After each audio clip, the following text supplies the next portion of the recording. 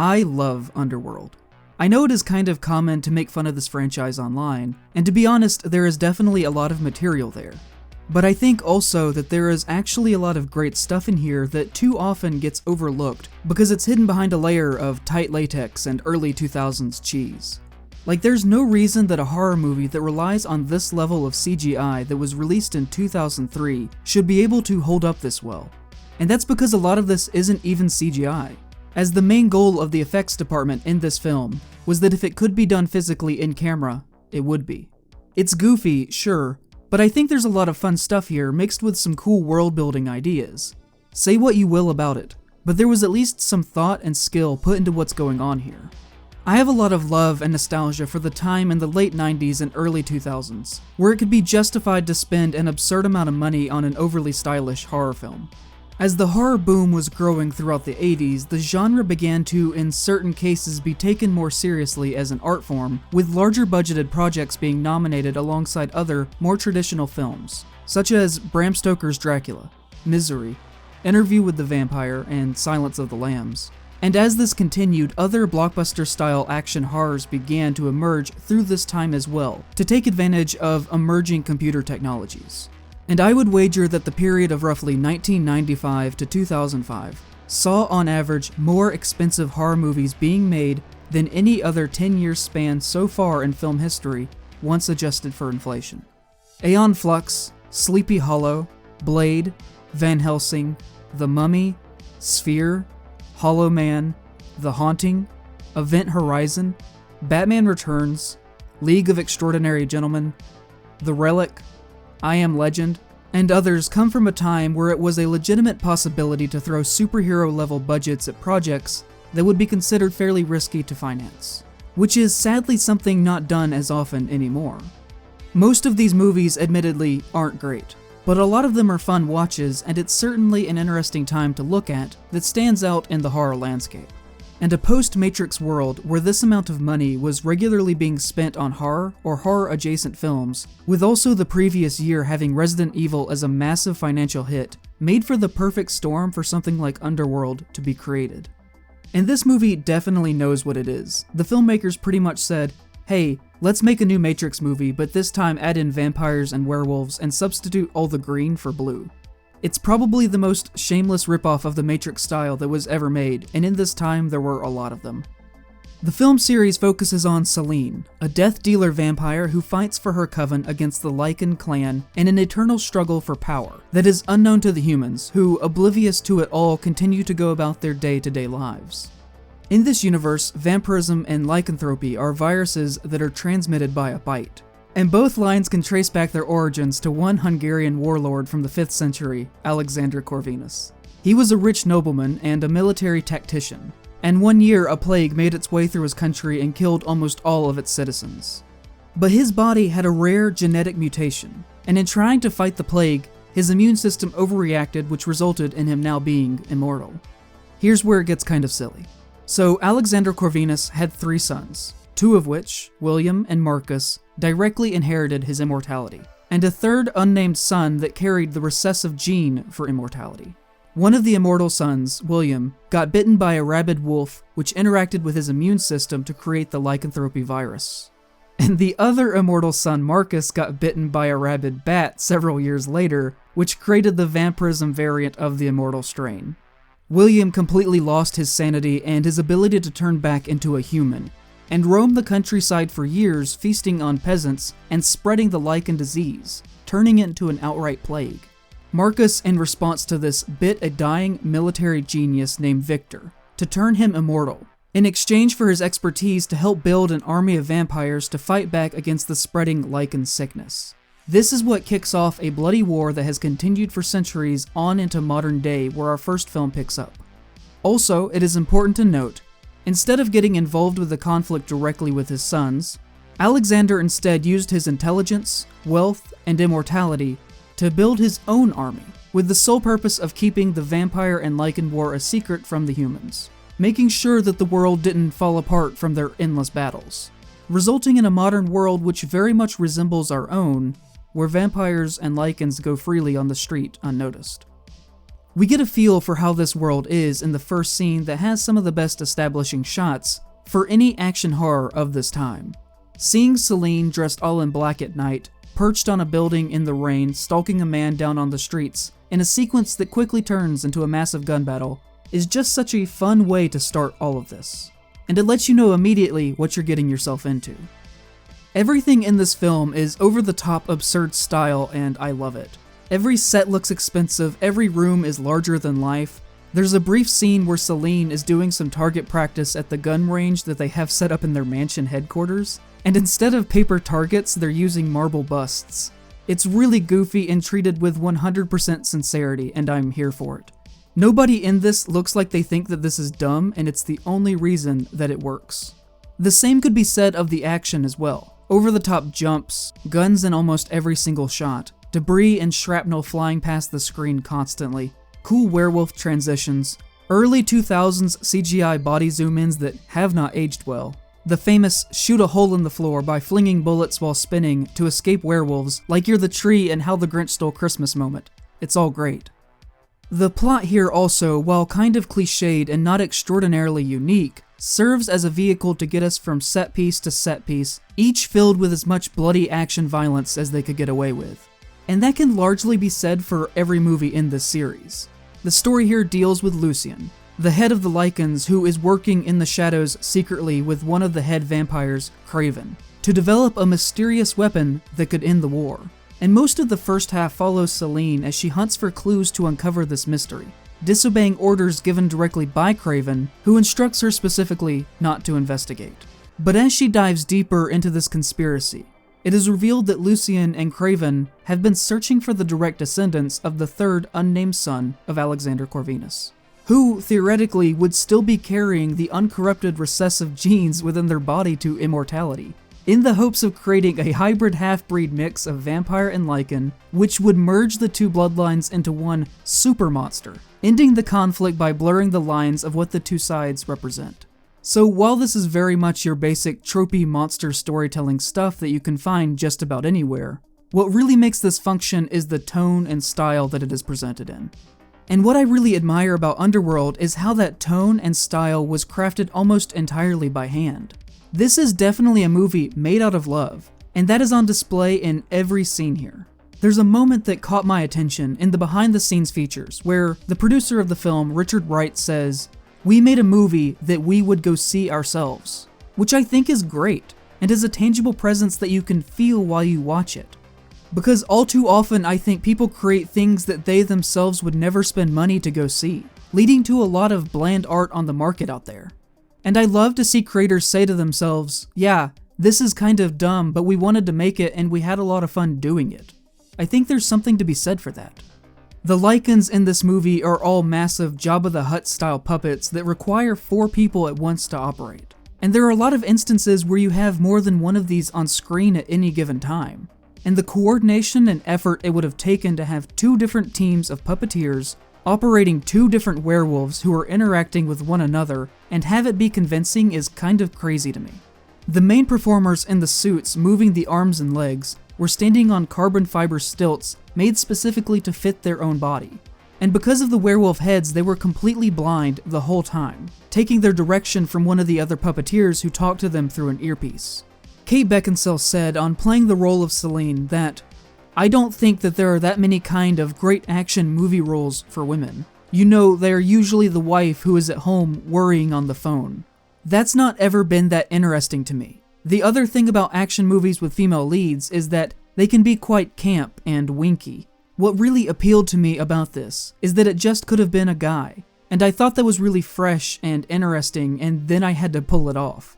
Almost all of the stunts and fights here she did herself. The iconic opening sequence where Celine jumps from the tower onto the street was originally supposed to be filmed on a much shorter building, about 50 feet tall. But for a number of different reasons, they had to change to the building used in the film that is over 100 feet tall. And Beckinsale and a combination of different stunt performers together had to do this jump multiple times to get it right. There's just a lot of cool stuff here in my opinion that they had to do because they wanted to keep as many of the effects as real as they conceivably could. Also, I do want to say that I'm not trying to pretend that these are great works in the history of cinema. I know exactly what these are. They are the Fast and Furious version of a horror movie. But I think that anything can and should be critiqued on a basic storytelling, craft, and writing level. And the sheer fact of the situation is that almost everything this movie attempts to pull off, it succeeds in. Someone might not like the style of it, but you can at least admit that it picks a distinctive tone and adheres to that in a really strong way. Aside from the obvious things that are easy to poke fun at, there are some issues that I have with the first film that I would like to address here. Firstly, I wish the vampires were more physically intimidating. They can obviously jump very high and survive falls from great distances with no problems, and heal wounds very quickly. But they never really get to engage in full physical hand-to-hand combat, almost always relying on guns to do the job for them. And I would have liked to have seen a bit more of gun-based martial arts combination on display, that includes kicks, punches, and slashes in with the shooting. The most we ever really get of that is Victor throwing Michael through a wall and the fight that follows that. But that's only a few moments at the end, and it would have been great to see more of this going on throughout the whole film. The other main issue that I have with this movie is that for as R-rated as most of the content is, there's a strong lack of any sexual material. Aside from things like succubi and sirens, vampires are kind of the horny monsters.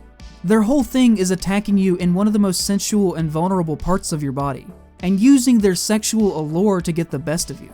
And a big tradition with the vampire story is to examine sexual themes through them. But aside from the tight black latex Matrix-inspired outfits, these vampires are essentially sexless, which neuters a lot of the storytelling potential that these creatures were initially designed for. I understand that they are very much trying to do their own thing here through the vampire, and I like that. But the traditionalist in me would have loved to have seen them be at least a little more playful in this regard, as without it they don't really feel all the way like vampires to me. In fact, these creatures don't really drink blood in this movie to survive at all, which is kind of a shame. We are told they do, but we don't ever really get to see that except for a few wine glasses filled with blood that characters hold in some scenes. The film takes place over a very short period of time, and none of our characters have to feed in that period. In fact, the only instance we see them drinking blood from another creature is from each other for healing purposes. Most of the time, they feel more in line with superhumans rather than the night-stalking creatures who dine on the innocent. And if it weren't for this flashback near the end of the film, and a special type of bullet used only once, we would not even know that sunlight kills or harms them. And it's stuff like this on both the vampire and werewolf side of the narrative that I think they could have focused a bit more on. But the movie was already a little over 2 hours in runtime, so I get it. It just wasn't something they were wanting to explore, choosing to focus more on the vampire-werewolf conflict, rather than the specific things that these two species have to do to survive. That being said, I think that could have used some work as well. It isn't super clear in this first movie why these two factions are fighting, and why the conflict has waged on for so long. And I know the later films flesh this out more. But any film, especially the first in a series, needs to be able to stand on its own as well as stand in relation to those it is related to. I think some of the time spent on Celine trying to solve the mystery in the first half of the film could have been better devoted to letting us understand more about this world and how it operates. Not saying I don't like it, but there is definitely a lot of weak points that could have used more refining. And overall, it makes for at least a memorable and original action horror film that created a world that could be explored in further entries of the franchise. And it is here that we should talk about the allegations of plagiarism that have been placed against the creators of the Underworld series. As on September 3rd, 2003, less than a month before the film was released, White Wolf Publishing and Nancy Collins sued Sony Pictures for infringing on their copyright over the role-playing games Werewolf the Apocalypse and Vampire the Masquerade, as well as Collins' novels set within those universes, citing 80 different similarities between the film Underworld and their property. The case was only open for 4 days, and in private the two parties settled for an unknown sum on September 7th. And I don't know if they even should have settled, but Sony probably wanted the story out of the headlines as fast as possible before the film's release, and so they just paid them off to make it happen. Because to be honest, vampires and werewolves are such old monsters dating back in their origins to folklore that have been used for so many things, and hybrid creatures are featured in so many monster stories, that I don't really know if you can argue plagiarism for having them fight each other or fall in love with each other. If you break Underworld down to its most basic level, it is a retelling of Romeo and Juliet. Except instead of rival families, it is just werewolves and vampires. To be fair, I've not read Colin's books, and I don't know a whole lot about these fictional universes. But what is going on in Underworld is pretty on par for what you will find in a lot of vampire and werewolf stories if you strip away the fashion and gunplay. This may be controversial to say, but I'm of the opinion that if you're working with these monsters, then you don't really ever have the right to claim copyright violation in almost any case, because you could almost definitely find multiple examples of what you are claiming in other different stories that feature those same monsters. The similarities, I think, would have to be very egregious to warrant that. They are just tales constructed around very specific tropes that have been around for hundreds, if not thousands of years. And that is the reality of the situation. They are told very differently, but one could argue that Twilight and Underworld have a ton of similarities, some even glaringly so. I mean, they even both have Michael Sheen playing the head of one of the rival factions. And I don't think the Underworld creators would have a strong ground to sue them either. So I'm definitely not the person to ask in this situation, but from what I can tell, it seems like they didn't have much of a case. The other, more serious example of plagiarism on display here is actually one that never went to court, in that Kate Beckinsale's character Selene is literally just Selene from Marvel Comics. They didn't even change her name. Her powers are obviously different, but not by much. In the Marvel Universe, Selene is a mutant who is able to drain another's life force to extend her own, making her in her own way a type of vampire. Visually, they just took this character and essentially made a fanfiction world based around her. And I don't know how they got out of this without being sued, but somehow they did. The film was then followed up with a PS2 video game, and if I'm being honest, I'm not gonna play this. By all accounts, it wasn't very good even by the standards of 2004, and isn't required to understand the story of the series. In fact, there isn't really a story here at all from what I can tell, only the bare minimum to justify the gameplay. And speaking of Underworld tie-in media, around this same time, the first comic set in this universe would come out that is just a shot-for-shot remake of the first movie. Out of the 5 Underworld comics that have so far been made up to today, only one of them is not an adaptation of one of the films. That one being Red in Tooth and Claw, which tells the story of how Reyes went from being a human to becoming infected with the Lycan virus, and ascending through the ranks to become the right-hand man of Lucien. And that one isn't even considered to be canon anymore. That being said though, the art in all of these series is pretty good and fits the tone of this world, so at least there's that. There have also been 4 novels set within this universe, 3 of which are just novelizations of the first 3 movies. The 4th being a prequel to the first film that is no longer canon for the same reason, because the 3rd film, Rise of the Lycans, is also a prequel that constantly contradicts this book and that comic. And this is kind of sad to me, because if there were ever horror film franchises that were ripe with potential to be fleshed out in expansion side media, this is certainly one of them. There's actually a lot of lore and mythology baked into the backgrounds of these movies that never really gets a chance to shine, because they are trying to tell a complicated story within a reasonable amount of time. And if it were conceived today, I imagine that they would have attempted to make Underworld into a television show instead. There are so many things that could be explored through comics and novels that the films haven't touched on, and so it's a bit disappointing to see pretty much every piece of Underworld media outside of the movies just rehashing the plots of films that already exist. Even Red in Tooth and Claw is centered around one of the scenes from the first movie when Reyes gets killed, where we see his life flash before his eyes as a framing device. And I think it would have just been nice if this effort had been used to tell other, more original stories set within this universe, fully untethered from the films themselves. Unfortunately, the next film to come out, 2006's Underworld Evolution, would act as a bit of a soft refresh of the series, and would largely ignore what that first film set up. This is immediately evident in the opening scene in which, hundreds of years ago, the vampiric coven, clad in armor and arriving on horseback, discover a village that has been infected with the Lycan virus. The vampire elders, Marcus, Victor, and Amelia, are present in this scene, despite the fact that the entire plot of the previous film is focused on the idea that it is tradition for only one elder to be awake at any given time, while the other 2 rest because of their immense age. We learn more about this process and tradition in the next film, but when watching them in order, it feels like a continuity break. But also, I'm really okay with the changes that are made because they are in service of adding more fun and tension to the individual movie. I normally would want to see tighter continuity and attention paid to details, but with something like this, it's kind of easy to let it slide. And these changes do make for an overall better experience than what was offered the first time around. There's a lot of martial art, hand-to-hand style combat going on here now, which fits the tone that the series is going for much better. The horror is also significantly stronger this time around, with the main antagonist, Marcus, being an incredibly intimidating creature who flies with giant bat wings that he can use to impale his victims. The story is even more interesting, I think, most of the time, and in general, a great deal of the things attempted here are even more successful than the series' first outing. But as I said, this is very much a soft reboot of the franchise. The basic lore is more or less the same. The history that we learned has not been changed all that much. But one of the first scenes here is the secondary villain from the previous film, Craven, being killed with the entirety of the rest of the vampire coven by Marcus, who was awakened by Selene in the last moments of the previous entry. Him killing every character that we had known and been introduced to really wipes the slate clean. And from here on, it very much becomes a Selene versus Marcus story with little reliance on the outside world building set up in the first film, aside from an appearance of the man who created both lines of monsters, Alexander Corvinus.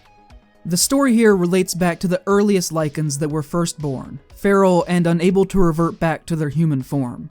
Marcus's identical brother William was the first of the Lycans, and was seen as such a threat that a special prison was built for him by the vampires, so that he could no longer spread the virus that was created within him.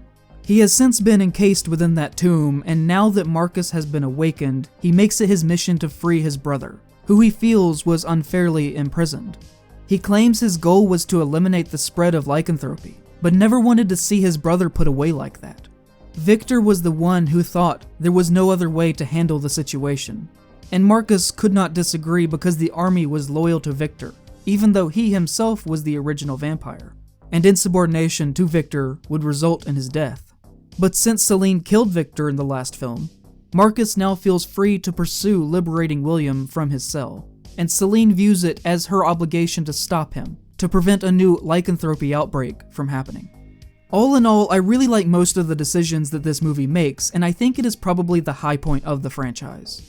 Everything about this is bigger and better than the last movie. It's really convoluted still, and at times hard to follow, but that is a complaint that could be leveled against most of these types of films. And at this point, it has generally become a feature of the subgenre of overly expensive, flashy horror action. Really though, I think a major improvement from last time was deciding to have Marcus as the main threat. He actually feels like an ancient vampire monster in the way that Victor never really did. I love Bill Nye, but he just wasn't given a ton to work with there in my opinion, something that the third film would attempt to make up for.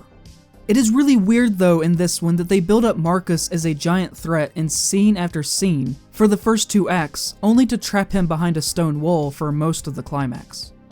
Based on what we have seen from him earlier in the story, he should absolutely be able to burst through this with no problem. He is shown to have incredible strength, and tearing this down shouldn't be an issue for him. It's actually quite funny at times unintentionally, because for what seems like 10 or so minutes they are fighting William and the fresh Lycans that he has created, and it just keeps cutting back to a frustrated Marcus slapping his palms on the wall trying to get out.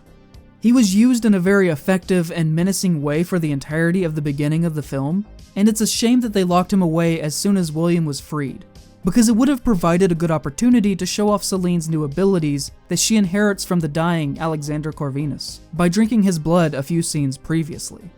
They make a really big deal of Selene now having these newfound powers that he gives her, but in this fight she kinda seems the same as she has the whole time, like she's on the same power level that she was before, and they instead could have used these two characters to demonstrate that change within her in a really cool way.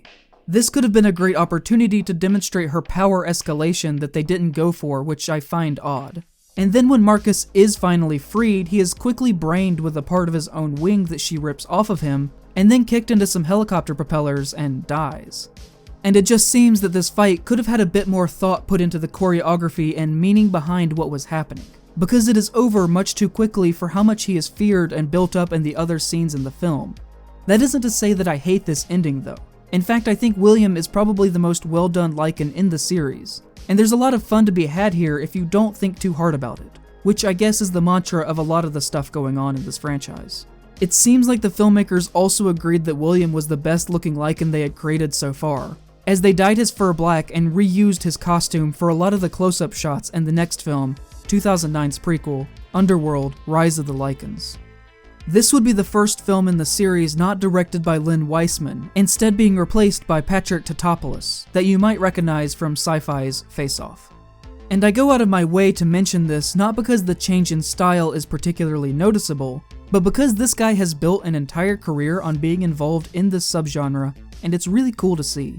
He has worked on Spawn, Godzilla, Pitch Black, Battlefield Earth, Van Helsing, I, Robot, Alien vs. Predator, Silent Hill, Resident Evil Extinction, I Am Legend, Knowing, 2012, and the sequels to a lot of those, to name just a few.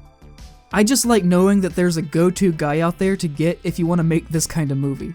What's interesting to note here is that this film wasn't made because Beckinsale didn't want to come back. In fact, Evolution and Rise of the Lycans were both greenlit at the same time based on the success of the first film.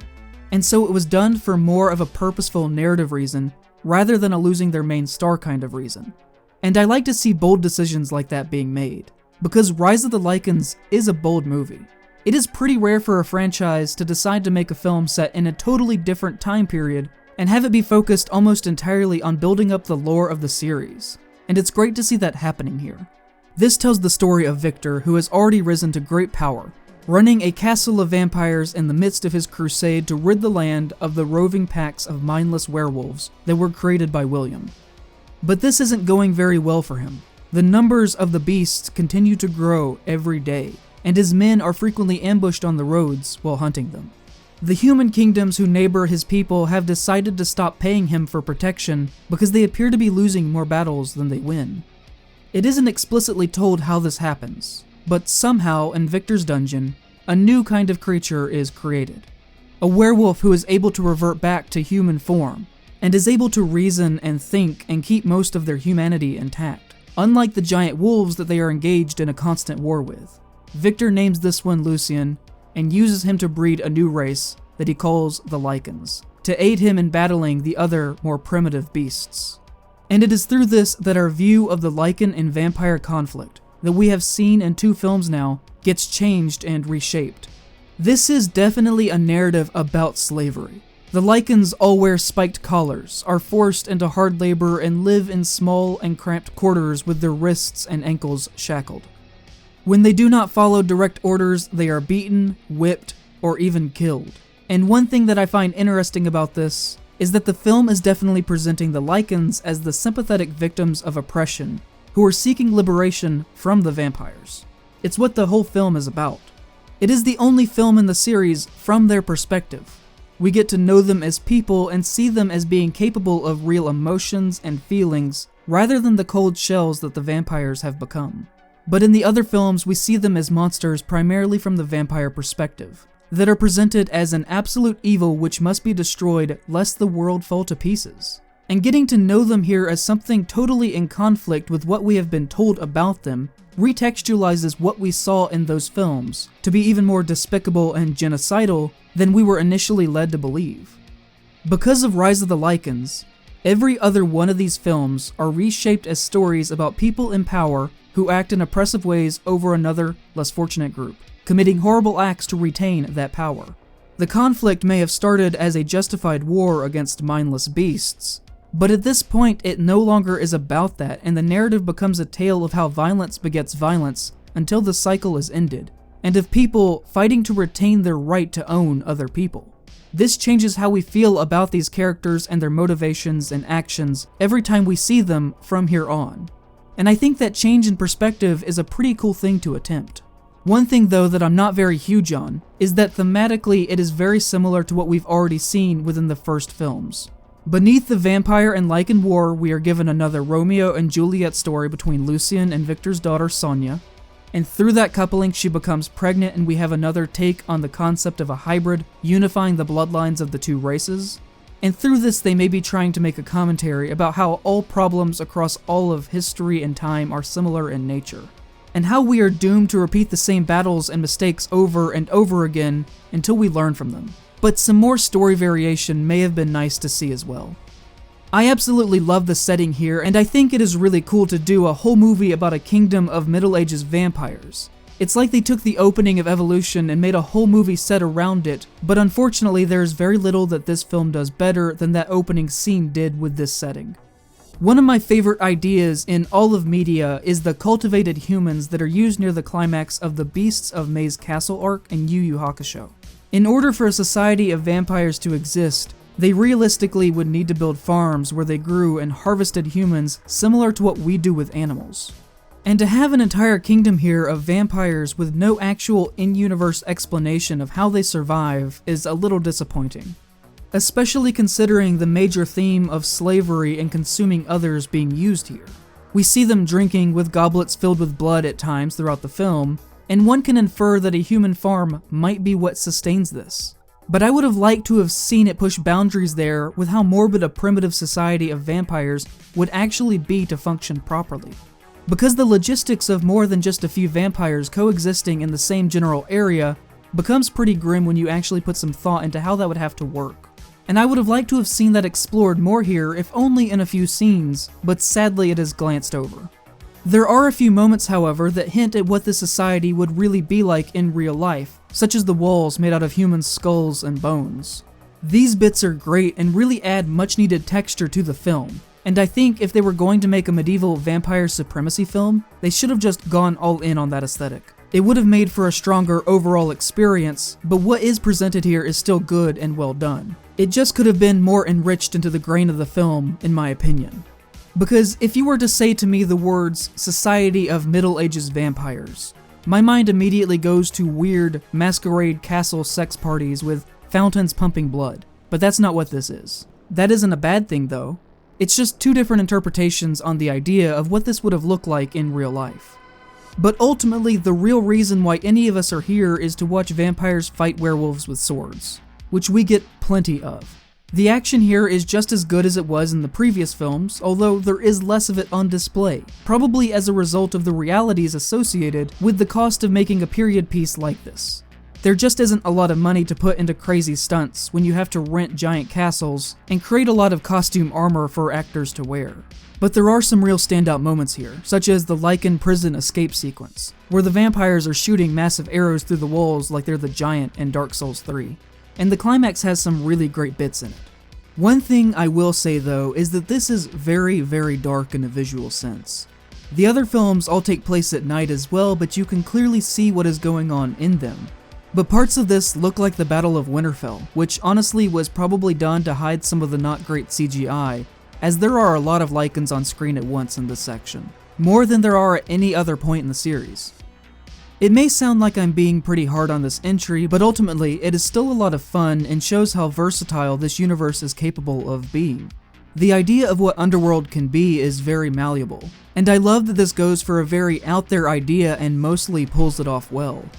It makes me sad when watching this that they didn't go weird with the next one and have it be a future punk setting or something like that. I think if they had the money, it could have been done really well.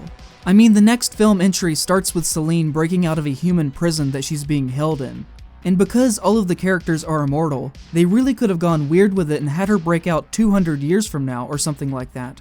And not much would have changed with the narrative except for now having an upgrade in style. The Underworld aesthetic, I think, would look really good through a neon-soaked futuristic lens, and I wish they would have gone for that.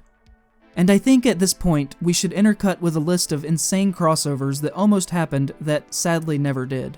The first of which was that Underworld 4 and Blade 4 were at one point going to be the same film, which would have been perfect.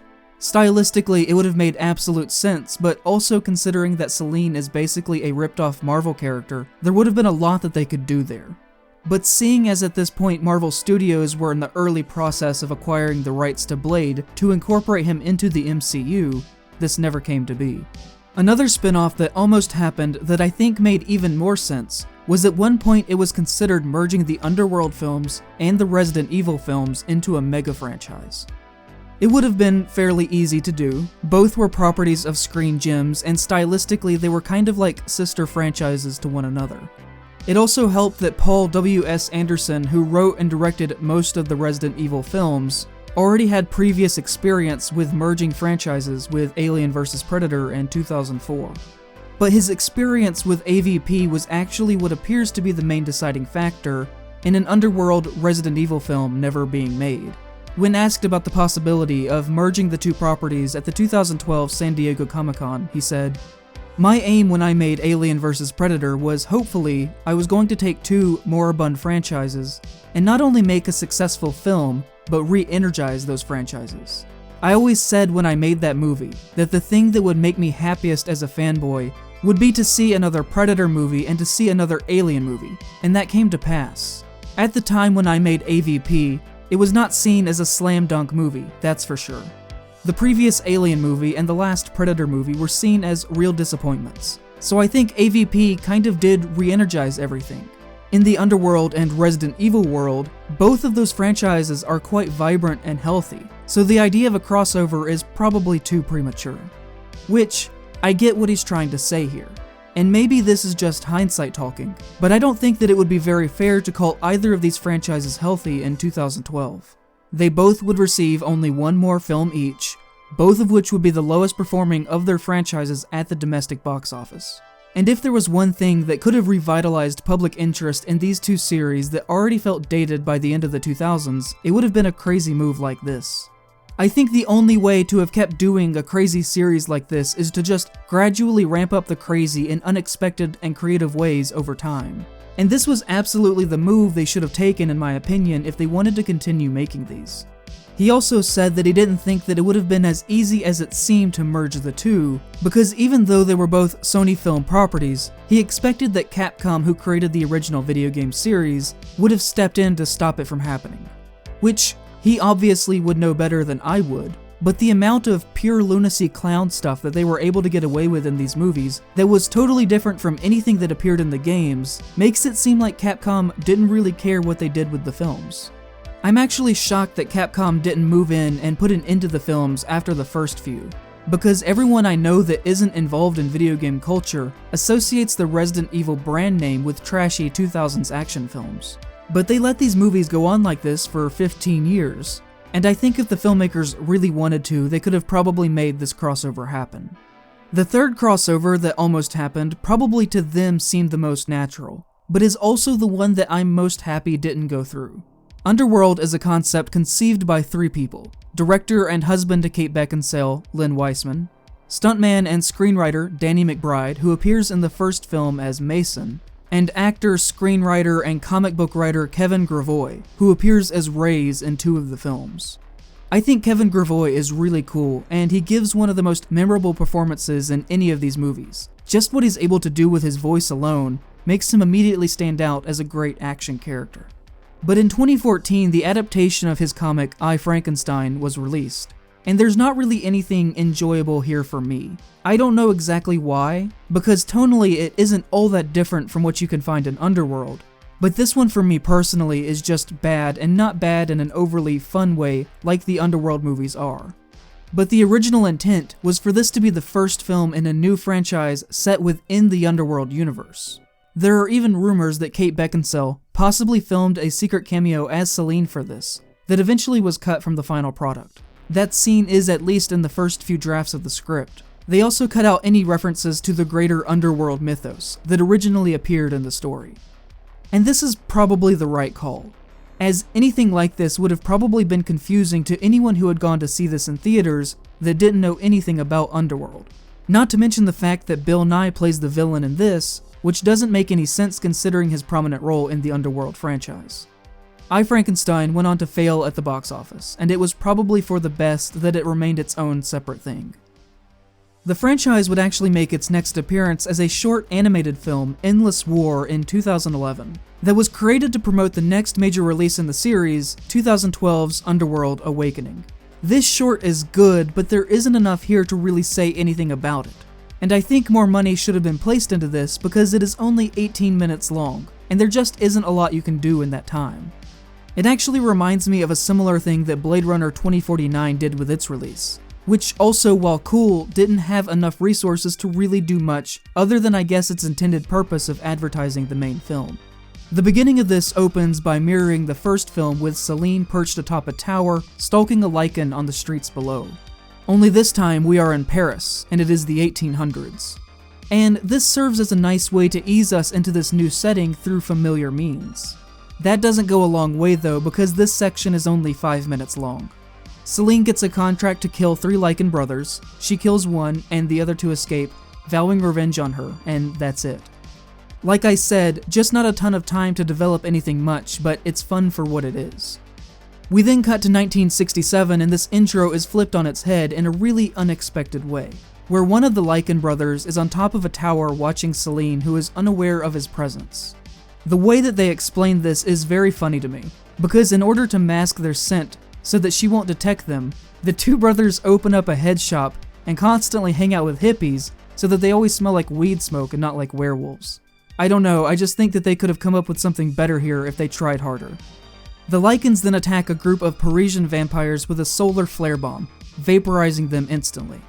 And this is very great, and more stuff like this needs to happen in these movies. Because so far we've only really had one type of thing like this, and I think creative weapons need to be more of a feature of these stories.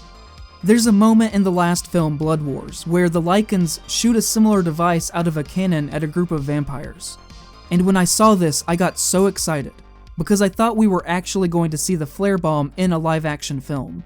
But all the cannon did was shoot large projectiles through the wall that killed the vampires by letting sunlight in. Still cool, but not as good as a flare bomb would have been. And for a series that is based almost entirely around vampire and werewolf gunplay, they didn't do a whole lot to build a great repertoire of over-the-top creative weapons that are steeped in the historical lore of these monsters. And because of this, the films aren't quite as good as they could have been, I think. Anyways, back to this. Selene then interrupts their attack, cuts one of the brothers' heads off, and slices an arm off the other, who narrowly escapes into the woods to heal and plot his revenge. We then cut to some time in the near future after the events of Evolution, and we are given a hint of what we might find in the next film, as the story begins with armed humans searching cars, looking for Lycans or vampires after learning of their existence. Selene and the hybrid creature Michael have tracked the last brother to a hotel in Paris to ambush him. But he is suddenly defended by an army of topless machine gun wielding prostitutes that allow him to escape. I don't know what these people are doing here, and it is very weird and comes out of nowhere. But after dealing with them, Michael throws him out of a window and Selene gives the finishing kill. Before he dies, the last brother gives a prophetic warning that they will be the hunted now that the humans are aware of their existence. Which leads us directly into 2012's Underworld Awakening. The opening to this is definitely a ripoff of Zack Snyder's amazing intro to his 2004 Dawn of the Dead, where we watch clips from the news intercut with humans fighting Lycans and vampires in the streets, all set to music. But that isn't a bad thing, because while it's not nearly as good, it still works and is efficient in catching us up to speed on the events that transpire between Evolution and Awakening. And it sets the stage for this film well. The basic idea is that the humans have learned about the 2 races, and are waging an all-out assault on them, trying to purge both types of monsters from existence, as they see them as an existential threat to humanity. This transitions into a SWAT assault on Selene, and for the first time here, I think the series delivers on what I expect when I think of the idea of a vampire action movie. Because now she is throwing people through the air with her immense strength, and performing actions that I would more commonly associate with vampires than what has been on display in the previous films. She actually even bites people's necks here. And it's kinda crazy to me that it took all the way up to movie 4 to get this right, but I'm glad they eventually got there. After being captured, Selene is held in cryosleep for 12 years, and the story picks up as she is being woken mysteriously and now has to make it in this world where vampires and werewolves have been hunted to the brink of extinction. This first scene was actually originally intended to mirror the opening of Resident Evil Apocalypse, and act as a callback to that film, where Selene would have escaped in a medical gown similar to how Alice does in that movie, but for some reason this idea was scrapped during production. She would have only worn the iconic black outfit for the first scene of the movie, and then again at the end when she would have found it in a room deep in the facility. And I actually love this idea and hate that they didn't do it, because it would have been an excellent visual metaphor of how out of her element Celine feels here. And I love when you can showcase a character's emotional state through their visual character design. Everyone remembers how weird Jules and Vincent look in Jimmy's clothes, or how strange Guts looks in his formal wear at the ball that is celebrating the Band of the Hawk. And that is because they are first introduced in a very memorable outfit that they are obviously comfortable in, only to then be placed in a situation that is uncomfortable for them, that is reflected in what they are wearing. And I just wish that more things did that, and it could have been done really well here in Underworld Awakening, because her outfit is so well recognized even by people who haven't seen these movies. But stuff like this can probably be attributed to the fact that this movie had 6 different versions scripted by 6 different screenwriters. And when they started filming, they didn't even know which version of the script was going to be the finalized one that they went with. So by all accounts, this was a very chaotic film to work on. And they probably didn't want to commit to an idea like that if it wouldn't make sense in the context of what they would eventually be shooting, and can be the main explanation of why most of what is on display here is the way that it is. This movie usually is referred to as when the series started to go bad, but I think rather it is more so the beginning of a tonal shift than anything else. And there's still a lot of great world building and action here that makes up for some of the other stuff that isn't as good. Like this quick 10-second scene where Celine escapes through an army surplus store. There's a quick cutaway shot to a counter with jars selling lichen and vampire teeth, along with silver bullets and knives. And small textural details like this are really nice, and hint to how a large part of the society views this conflict. The Lycans that appear in this film are also much smaller, and more skeletal in design than they have been in previous entries, which alludes to them having to hide more than they once did, having less access to food. Although to pull this off, they had to switch their designs to being fully CGI creations for most of the time that they are on screen, to mixed results. But some of the time, they were still done practically on set, like in the previous movies, and those still look really great. So even though the movie isn't well loved, I actually kind of have a fond place for it. The story here is also the only time in the series that the events are not overly convoluted, which I think was a good move. In fact, the plot is pretty basic in its structure, and the fun comes from the sheer amount of action and carnage that is presented, which is more extreme than any other entry of the series, which is what makes it possibly my favorite Underworld movie. The story really is just them getting captured, then escaping, then seeking revenge. And that is pretty much it.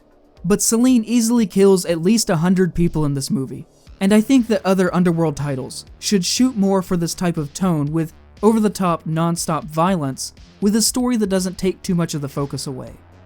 The twist of the movie is pretty dumb, but also I think it doesn't seem unreasonable within the logic of the writing with this universe, as it is revealed that the real reason that Celine, Michael, and their daughter were captured at the beginning of the film and held in stasis rather than being killed is because the people in the top position of the government's science divisions are actually all Lycans, who were trying to study the hybrids to figure out how to create a vaccine to make them immune to being poisoned by silver, and that the purges of both races was a massive cover-up operation to hide their real intent.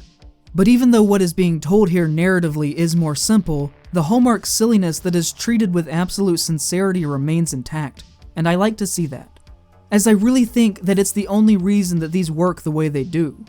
You have a decadent chandelier that, when lowered, doubles as a fancy gun cabinet. Theo James doing martial arts against werewolves with shurikens and a silver whip. Kate Beckinsale shooting her guns at a falling elevator above her head, so the floor breaks apart just in time for her to not get smashed. And a giant werewolf the size of a Lord of the Rings troll. The lead up to the giant Lycan fight is also really solid and tense, where you see it skulking in the background as light flickers casting its massive shadow against the curtains. But the effects on him and the ensuing fight feels a little dated for 2012, and because of the limited budget, a lot of the fight feels unfortunately slow moving, lacking that kinetic energy you would want from a fight like this. But the rest of the final battle is pretty fun, and literally as soon as it's over, the credits begin to roll. This knows what it is and doesn't waste your time pretending to be something other than that, and I have to respect it on that level. Over the next few years, it seems as if the people behind the series didn't know what direction to take the franchise in. In 2014, The Hollywood Reporter ran a story saying that Corey Goodman, writer of Priest and The Last Witch Hunter, had been hired to oversee a reboot of the franchise.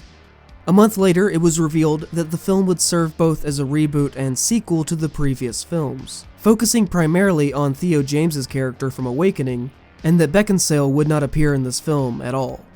Then another month passed, and it was finally revealed that Beckinsale would in fact be returning to star in a new entry titled Blood Wars, and that this would not serve as a reboot, but instead a traditional sequel. It is clear from these events, I feel, that she didn't want to do this movie, and it unfortunately shows. This is a series that, by this point, is known for its big opening set pieces, but this one doesn't work very well in my opinion. We start with a few quick shots of a motorcycle chase that is over in about 15 seconds. And then when backed into a corner, Celine just stands there and lets herself be harpooned by Lycans. Then she is pulled to the ground and beaten, and then managing to eventually get back up, she fights off a few of them before David drives in and saves her life. Which is not a good look for the series in my opinion, and is pretty against how this character should be portrayed. In fact, there's a lot of Celine getting easily beaten by men and Celine getting saved by David in this movie. And she doesn't even get to really fight in the final battle between the Lycans and vampires until it's almost over, because she's taking a spiritual nap while it's happening. I don't particularly care for any of this, as it very much goes against the nature of the series, with how strong and proactive her character is supposed to be. She doesn't even find the strength to beat the final Lycan boss until she internally reflects on the love that Michael had for her, which makes her stronger, and she generally isn't allowed to stand for herself as a character very much in this entry. And if this ends up being the last Underworld film, then that's very sad to me. And this can unfortunately be said about a lot of things in this movie, as it constantly contradicts other tonal, factual, and thematic aspects that we have been shown in previous entries. The very next scene, Samira and Thomas talk about needing to prepare against an attack by the new Lycan leader, Marius, saying that there has never in history been a large-scale Lycan assault like this, and that they don't know how to prepare for it. But the entirety of the first film and the climax of the third film is about a large-scale Lycan attack. Not to mention that a significant portion of the government in the last movie was a secret conspiracy organized by Lycans to wipe out the vampires, which just feels weird to not acknowledge here. By this point, this movie is only made for people who enjoyed the previous films. You're not going to get anybody new with Underworld 5. So to ignore continuity and character writing that has been pretty consistent up until this point is very strange. We don't get a great explanation here as to how the Lycans have regrouped and built back their numbers again following the purge that we saw at the beginning of Awakening. We also don't get to learn why they are no longer in control of the government's science divisions. We don't learn why there are still massive vampire covens operating after most of their numbers were wiped out in that time as well. In Awakening, Thomas is living in an underground cave, but here the vampires are in nice fancy mansions again, with large outdoor garden parties, with no in-universe logic as to how this came about, and how they are again able to live in secret on the surface without the humans being aware. There actually are no humans in this movie at all, except for one scene where they quickly walk through a train station. Everyone else in this is either Lycan or vampire, and that is a very weird creative decision I think, considering the events of the last movie and the implications that should have had for this one. It's almost as if Awakening didn't even happen, as this feels more like a sequel to Evolution rather than anything else. The fun of franchise filmmaking is taking what someone before you previously established and asking yourself what happens next, and building on the foundation that was left for you. And anytime you have a situation like this, where that foundation is completely ignored, to tell a story that also ends up being worse than one would have been had it followed that logical path is disappointing. The plot of this film weirdly feels in the first half kind of Hunger Games inspired, with a lot of Game of Thrones imagery in the second half. It is your usual Lycans gathering for an attack, and the vampires preparing to defend themselves that we're used to with this series by now. But a large portion of this film is spent on the preparation for the battle, with Celine training a new generation of Death Dealer vampires. And these sets that they use where the new recruits are getting ready for battle under her supervision feel like they are lifted entirely from that franchise. And I find this interesting to watch, because as the Underworld series progresses, they borrow significantly from different things that are popular at the time. And I like watching this base, distinct visual style change and adapt over time to fit different scenarios. With that though, I also am ultimately okay with the gradual progression of how they have visually represented the vampires in the series. But it is a little disappointing to see them almost entirely abandon the blue eyes in this film. I think some of the creatures like Victor were so striking to look at in the previous entries, and to see them more or less all look very human by this point is a step back for me, especially considering that they use the blue eyes on the poster for the film. This poster is actually also odd, I think, because it promises a new, updated visual design for Selene that is only on screen for a few moments at the very end. She looks just like her old self for about 90% of this movie, and I would have liked to have seen this look introduced a little earlier in the film just to see more variation on display.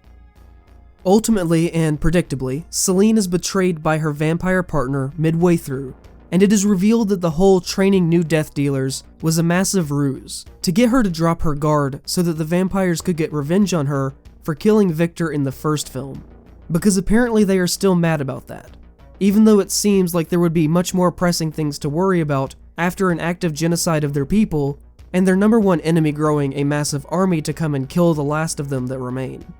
Selene and David then escape and travel to seek asylum at a Nordic coven, and get involved in the battle against Marius, the new Lycan leader, which eventually leads them back to the main vampire coven to fight the final battle, which results in David and Selene being chosen as the new vampire elders.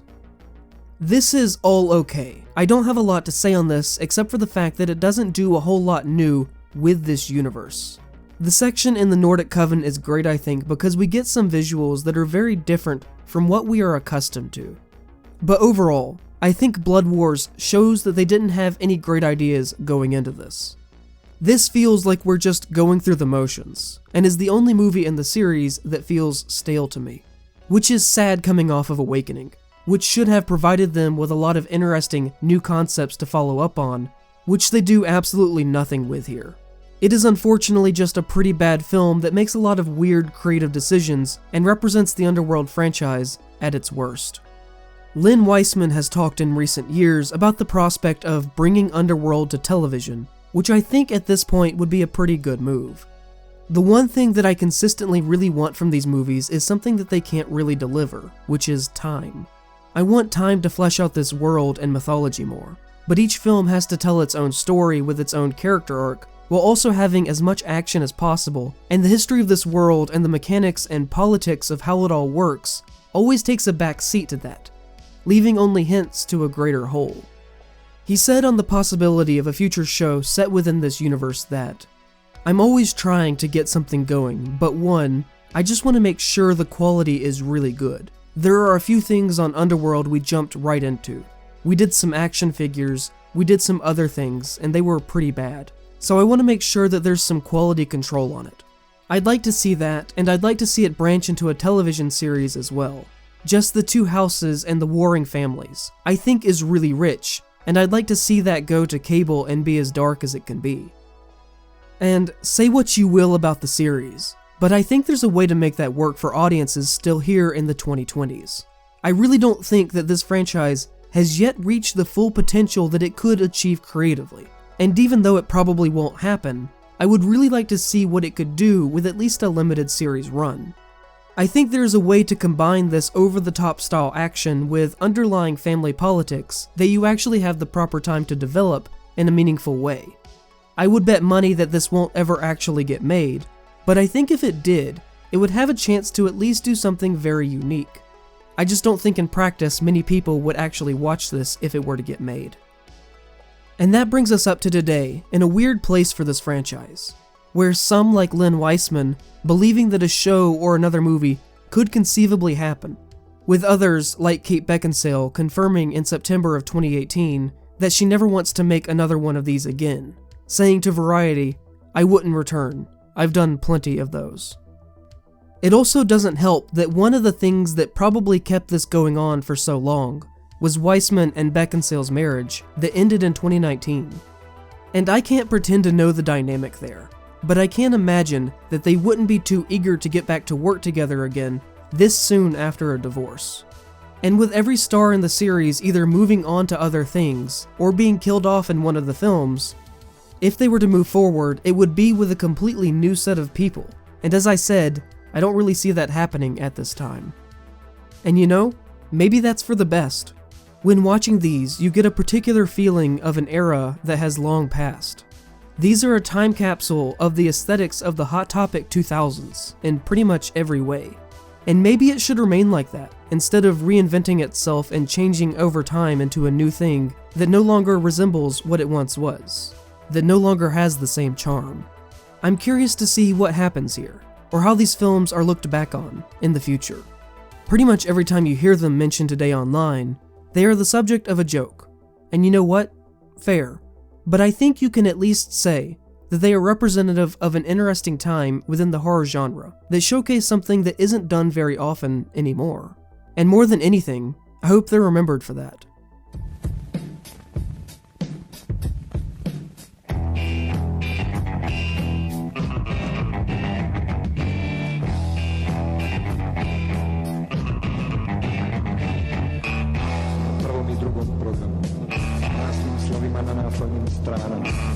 Programy má rád je. Sudá oko vás.